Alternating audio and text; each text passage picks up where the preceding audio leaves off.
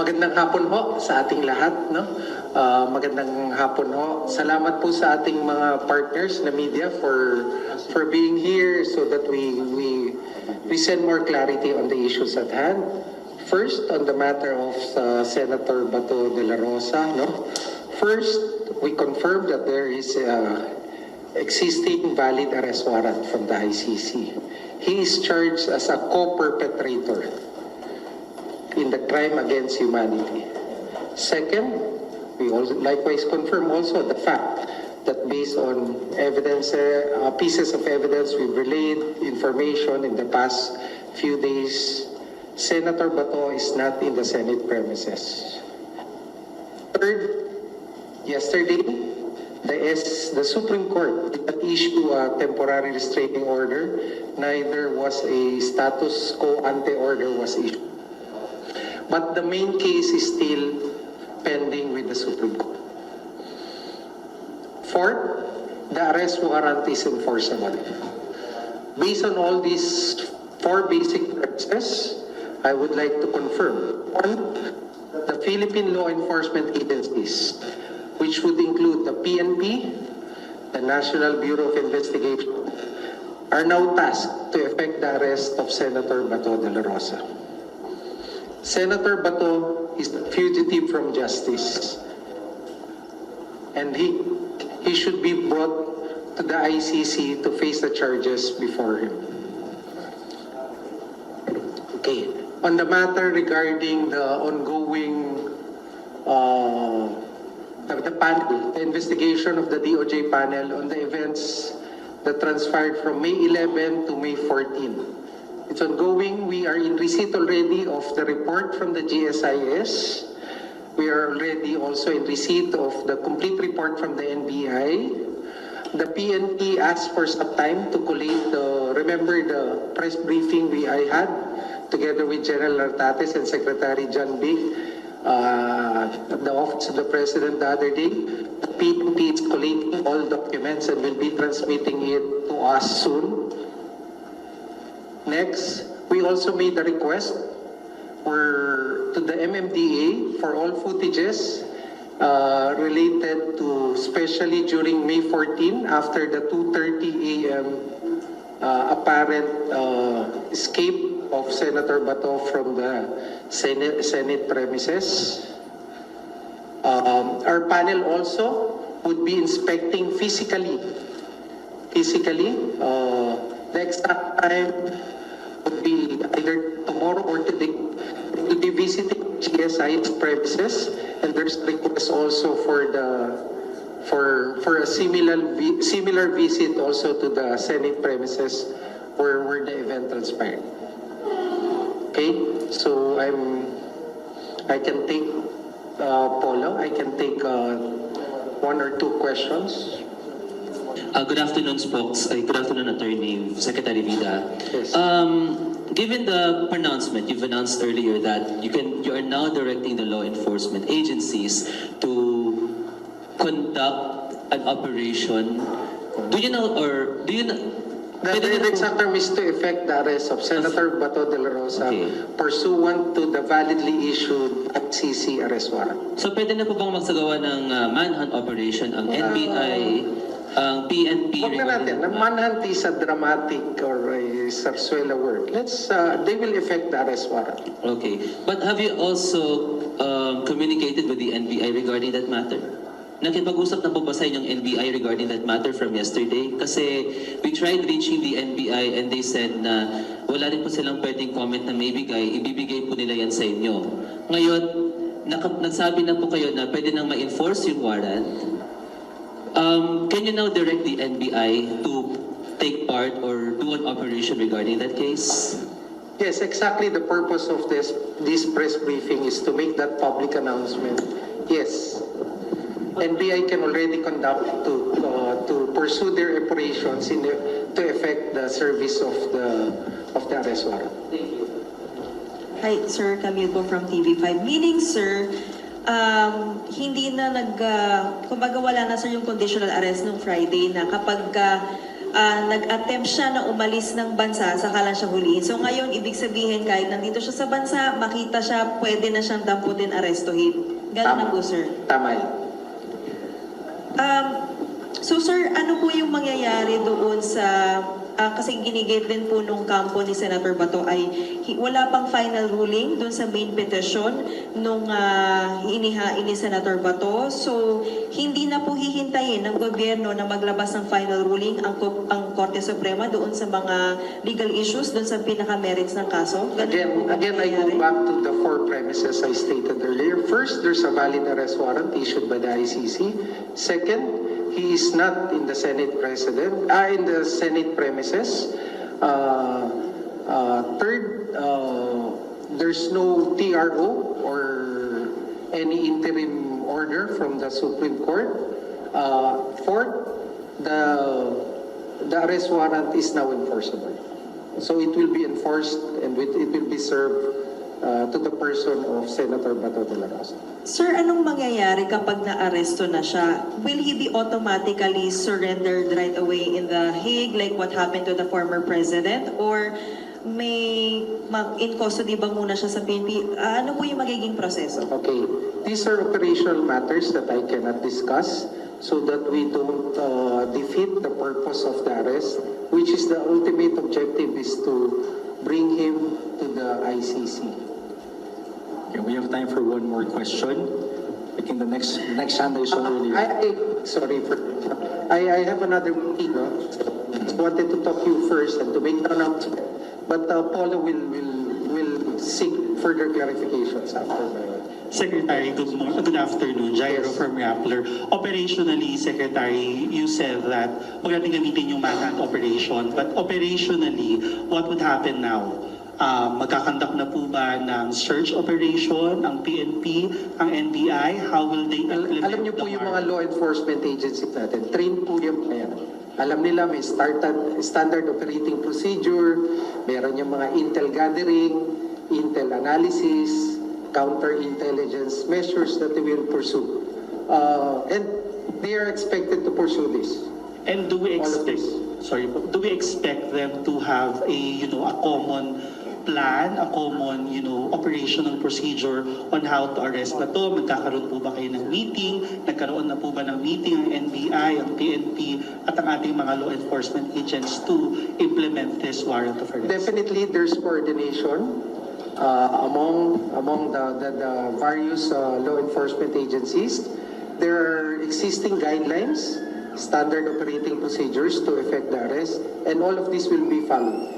Last question po for me. Is this an order from the President himself? Ito po ba ay order ni President sa DOJ to order the law enforcers to implement the warrant?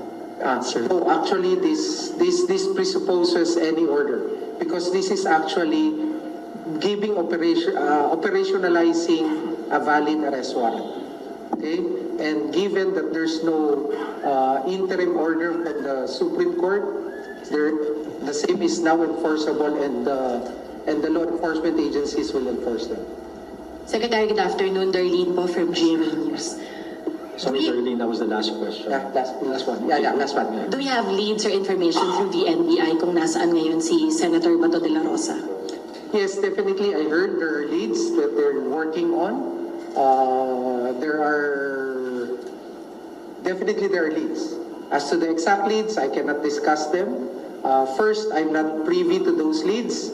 They are available to our law enforcement agencies and to their units, and let them do their work.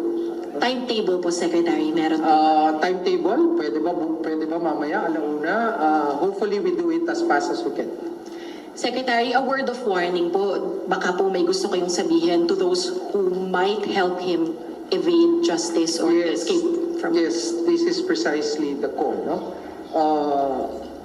We're pursuing this so that the ends of justice may be achieved. Tandaan natin, no? May biktima to. And their search for justice started in 2017. Libo, daang-daang mga kabataan, mga toddlers, di ba? You give a full account of all this, yung mga namatay na Pilipino. Yung mga kababayan natin na naghahanap ng katarungan, Ngayon, patay na sila eh. Hindi na sila pwedeng kumuha ng abogado. Hindi na sila pwedeng kumuha ng TRO. Ha? Tingnan natin. Let's, paghahanap na, anong obligasyon ng gobyerno? Ang obligasyon ng gobyerno, alalayan, tulungan, para yung sinasaliksik nila, tinahanap na katarungan, makamit. At ito po, ang pag-aaresto kay Senator Bato ay bahagi nito. Pero sa kabila po na siya ay maaresto, meron pa rin po siyang karapatan. At kinikilala natin yung mga karapatan niya. At ito po ay kikilalanin din ng ICC. Batid po natin ito. Kaya po sa ating lahat, no? Ang sa akin din pong pakiusap, those who might be aiding or abetting or helping Senator Bato evade the law, there are consequences. Alam natin na sa panuntunan ng rule of law may pananagutan. Kung nagtago, hindi lamang po sa sa mata ng batas ng Pilipinas, pati rin po sa batas ng ICC. Kasi dahil siya isang validly issued arrest warrant, diba, ng ICC, meron din po mga panuntunan. Hindi ko ako law expert ng ICC, hindi naman ako tayo. Pero may mga panuntunan din po na pag meron kang ginawa para masawata ang maayos at matiwasay na pagsisilbi ng isang arrest warrant, may pananagutan ka rin. Ha? Kaya nananawagan po tayo. We need a closure on this one. Okay? So ito na lamang po. Ay maraming salamat po sa inyong pakikinig. I think Polo would ably answer your clarifications. Maraming salamat. Magandang hapon sa inyong lahat.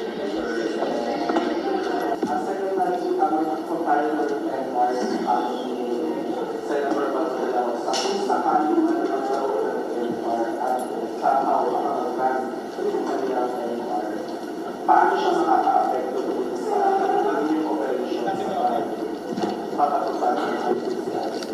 Alam po natin na MR is a legal remedy available to Senator Bato.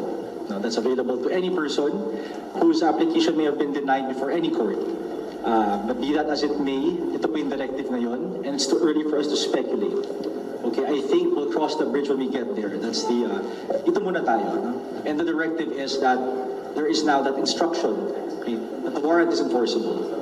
Attorney Naomi Almohano po from Balitang Agency. Regarding naman po kayo, Senator Robin Padilla, since lumabas na nga po yung video from PNP ng CCTV, may pananagutan din po ba si Senator Robin?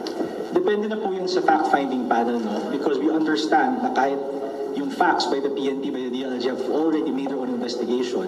At the end of the day, the DOJ will be the one to see kung yung facts po niya may kaakibat na element in the crimes charged or whatever crime may be warranted. Okay, so as to whether or not they may be held liable, that will depend entirely on what facts are present. And so the facts are not yet ascertained, no? So we'll see by then. Yes, sir.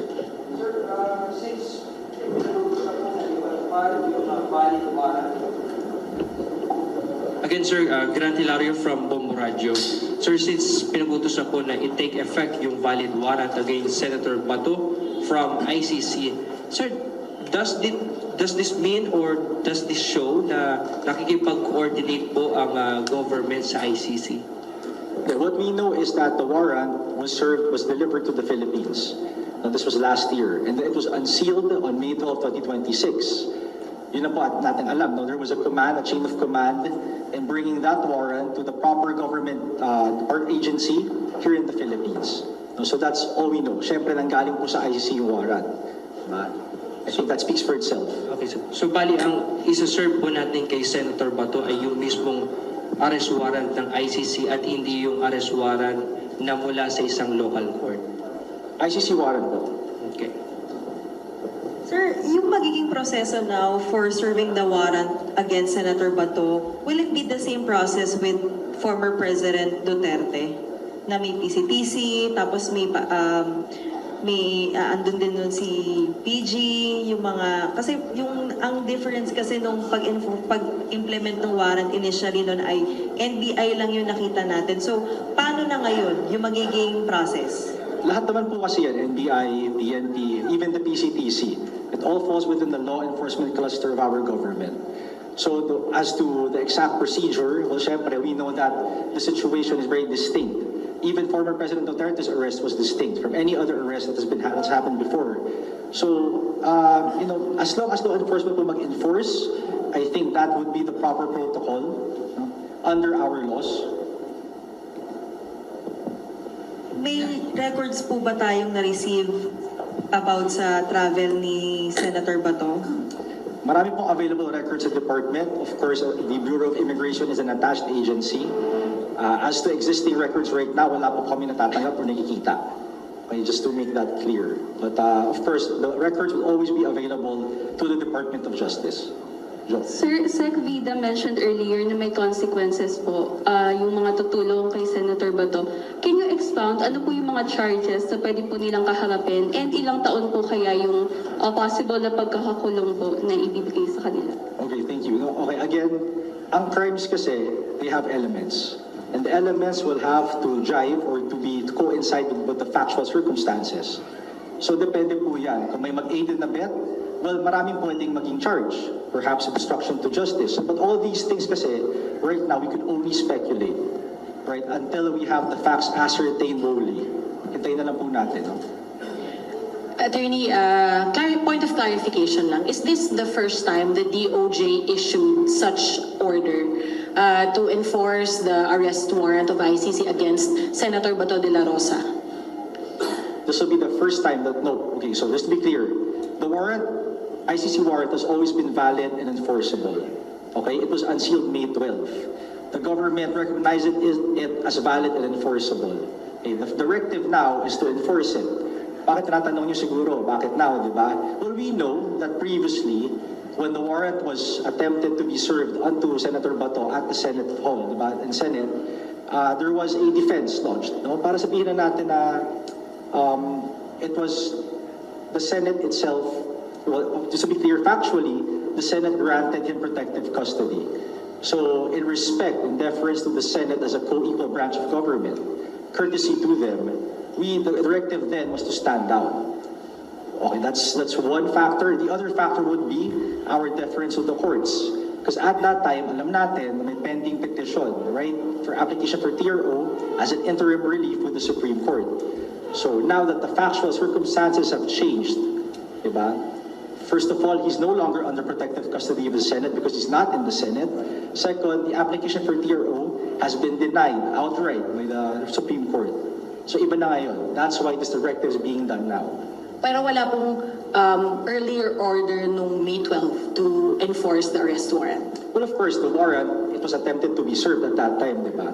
So operationally, hindi na kailangan ng order eh. Ay, operationally, pag may warrant, ano ba gagawin? Is to serve, right? It's not gonna sit there. Diba? It doesn't make sense. Thank you.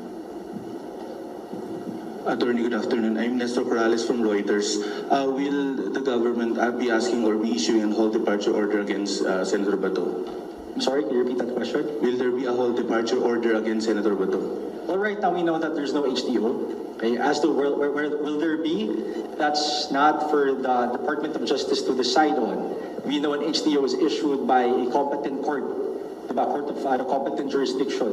So until na korte po magsabi na may HTO, the Department of Justice can only work within the executive branch. Ang alam po natin is that there's an existing ILBO, Immigration Lookout Bulletin Order. Okay, that's separate from, that's different from an HTO. Any more questions? Brad.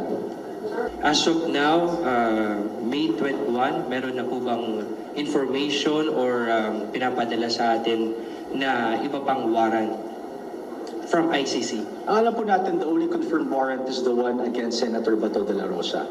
Okay, as to what other warrant may be there, may be issued by the ICC, well, of course, we're not privy to that. That's entirely up to the court. Up until such time, nag-declare po ang ICC mismo, diba, or us, after the ICC has delivered any such warrant, then we can only confirm Senator Bato de la Rosa's own warrant. And sir, if ever na maglabas man ng iba pang warrant ang ICC sa co-perpetrators, same din po ba na kikilalanin natin at i-enforce po ng DOJ? We'll cross that bridge when we get there, syempre. Diba? Alam lang po natin is that the Philippine government was a party to the Rome Statute. Diba? So, as to the details, the nuances, tingnan po natin pag dumating, if and when. Prosec, good afternoon again. I'm sorry. What would be the legal framework that would be followed by the Department of Justice? Would we seek advice from the OSG?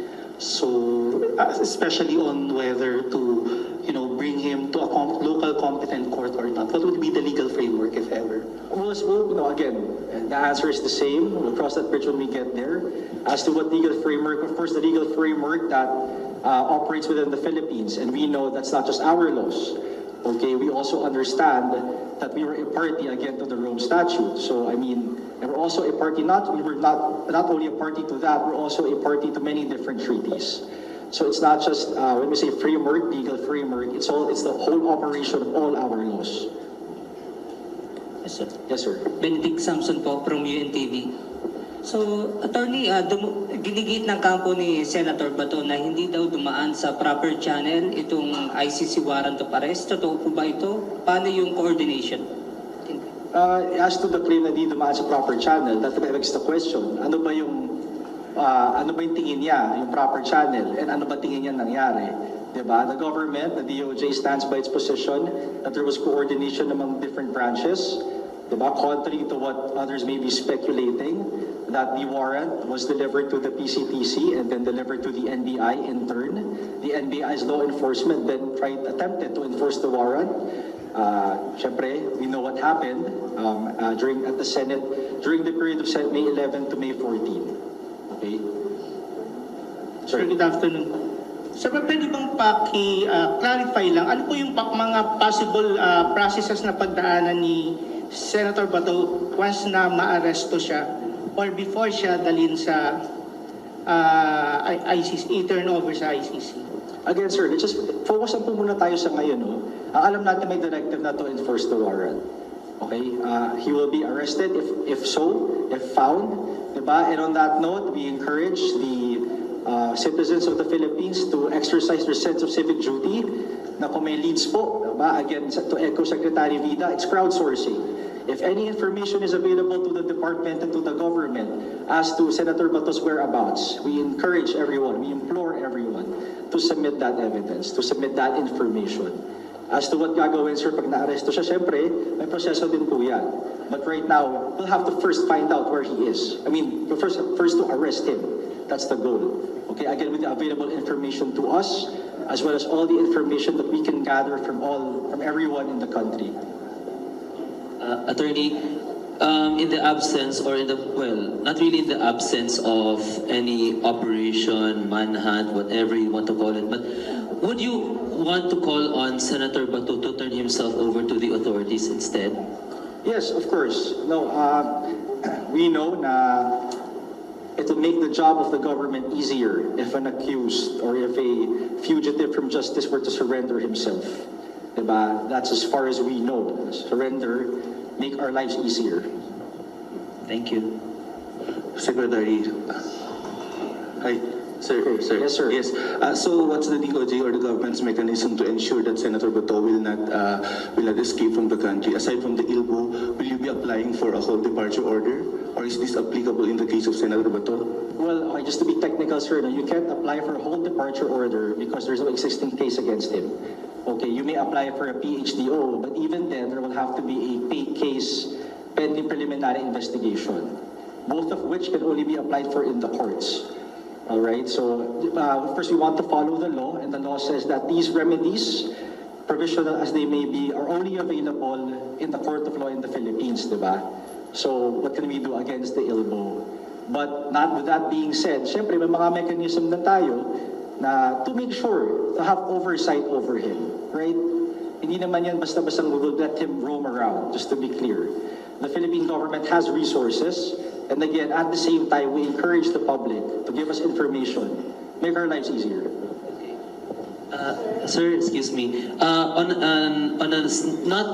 a related topic po, sir, about dun sa naging investigation, sir, sinabi po ni Senator Alan Peter Cayetano that he castigated the DOJ for acting as if parang naging villain na siya in conducting an investigation doon sa naging incident. Can you provide a comment on that and assure the public, assure the Senate that it will become transparent?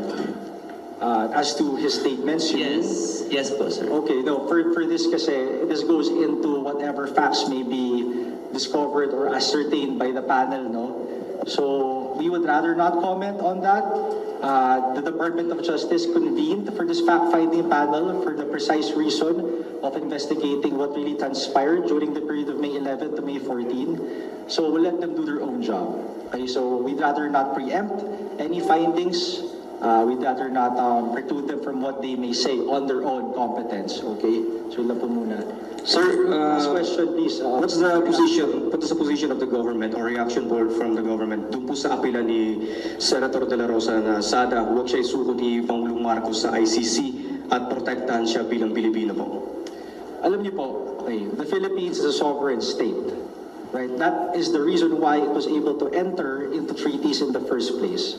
That is the reason why it chooses to uphold the obligations it had in that treaty, okay, in the Rome Statute. We were a member of the ICC being an internationally recognized court, not a foreign court, just to be clear, internationally recognized court.